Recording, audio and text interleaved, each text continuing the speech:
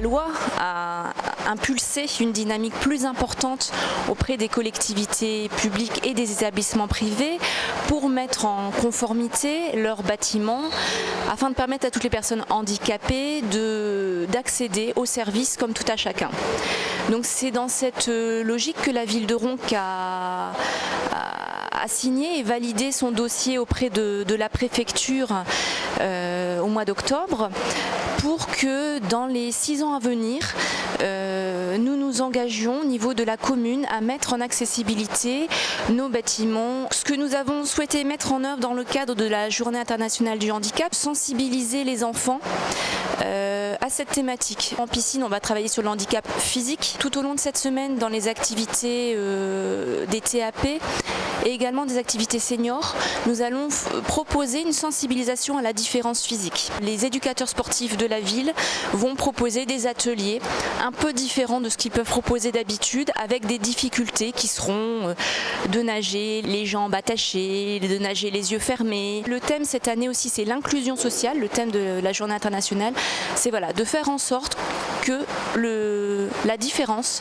soit accueillie naturellement. Naturellement, les capacités physiques diminuant malheureusement avec l'âge pour la majorité des personnes, peut-être qu'un certain nombre se retrouveront, ils sont parfois déjà en situation de handicap du fait du vieillissement naturel.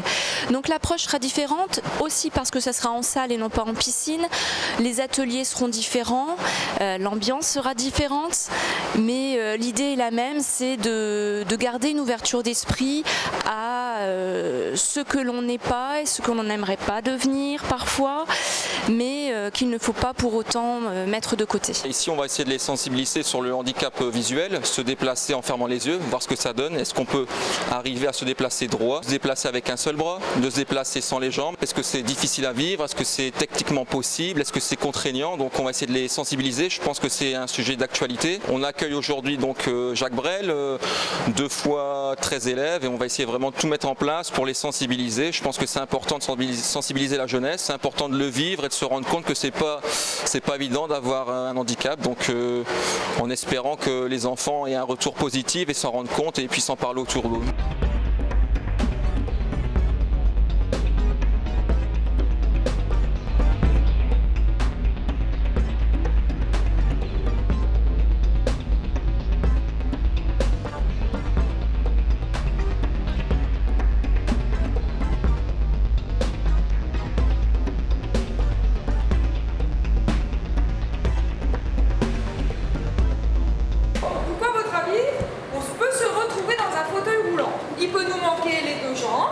Aussi, ça peut arriver.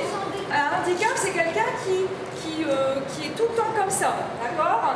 Dû à un accident, peut-être aussi dû à quoi?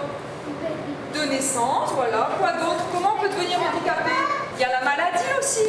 Des fois, si on est paralysé, qu'est-ce que c'est paralysé? On a ses bras et ses jambes, mais des fois, on ne peut plus utiliser ses jambes, on ne peut plus marcher.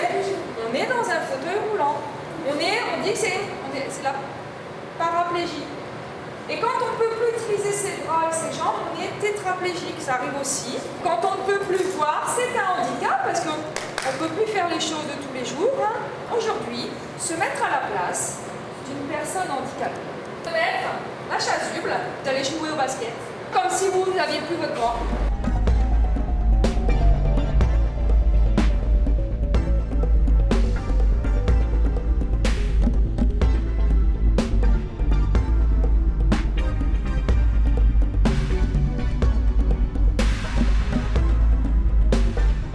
Vous allez voir que c'est pas si simple donc, de se déplacer avec un fauteuil. On va essayer de faire des parcours également avec des jambes mobilisées, jambes tendues, d'accord? À droite, à gauche.